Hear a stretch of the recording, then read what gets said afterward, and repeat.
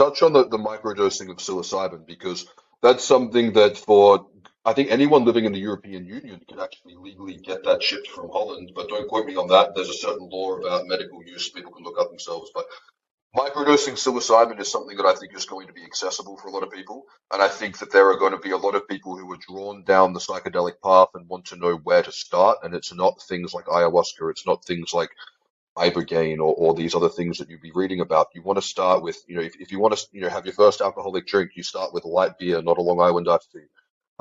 So this is something that I think is a good starting point for people who are wanting to go down this route. The idea of microdosing psilocybin is that it's sub-perceptual. So if you can feel it, it's not a microdose. That would be a low dose, and that has other purposes as well. But for this context, you'd be looking at something that's purely sub-perceptual. So for a decent-sized dude, you're looking at about 100 milligrams. If you're smaller or female, usually about 50 milligrams. And the dosing pattern I like for this is 5 days on, 2 days off, 30 days of dosing. So that would be 6 weeks. And the thing that I recommend that guys do who are wanting to do this, and again, I'm not telling anyone to do it, but for people who are interested in doing it, I think this is the way to do it, is to focus on looking after yourself the best you can for that period. So as I often say to guys, do all the things you know you should be doing and stop doing all the things you know you shouldn't be doing. Very simple. I think that's an important thing. And then be partaking in activities that promote contemplation. So things like long walks in nature, float tanks, meditation, yoga. Maybe use it for a period to solidify adopting new healthy habits. So maybe start a morning routine practice or an exercise regime. Do it at a time where you're wanting to shift your perspective or set a new intention of where you want to go next. Goal setting, changing your environment. When you're going through a period of change or metamorphosis or evolution, this is something to be promoting that process. So I think it's a great way for people who are also wanting to partake in what we would call trip doses of psilocybin, so doses that you can actually feel. I think this is a good way to kind of have your body get to know psilocybin before you do it.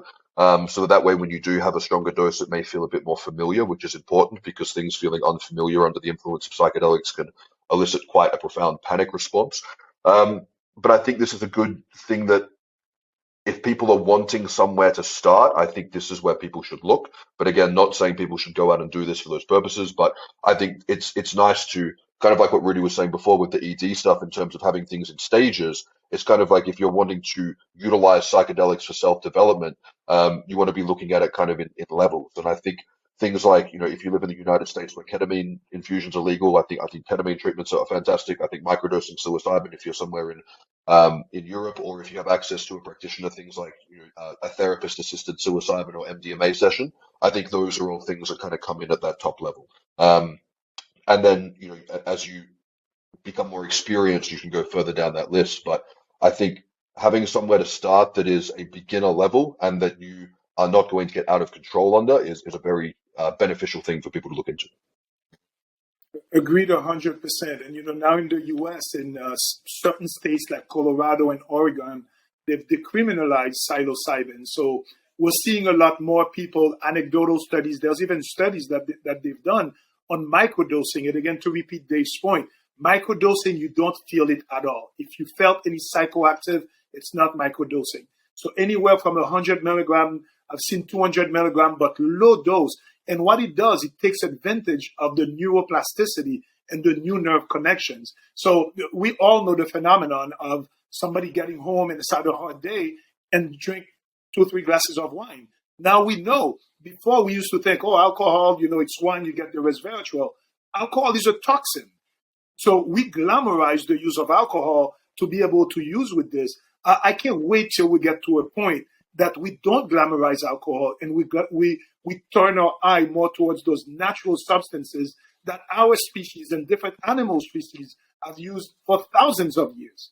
So the tide's turning. A lot of scientific studies are coming. A lot of anecdotal studies are here. I don't think we can change that tide anymore. I'm excited to see what's going to happen. More and more of this is going to come to the future. I saw a really interesting thing on Netflix. There was a jaguar in the jungle. When he's going to go hunting, he knows where he goes to find the right mushrooms, and he eats the mushrooms because one thing that psychedelics do a lot also, they increase your vision, the contrast, and you can see And the jaguar knows where to go and get his substance so he can be a more efficient hunter. How incredible is this? Again, it shows us we're all connected.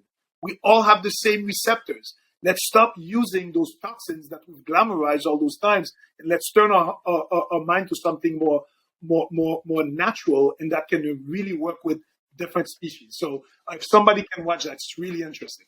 Consider becoming a channel member for exclusive features, like loyalty badges, early access to new videos, funny stuff like rough cuts and bloopers, members only photos and status updates on the community tab, and members only livestream chat. On desktop, use the join button next to the subscribe. On mobile, use the join link in the description.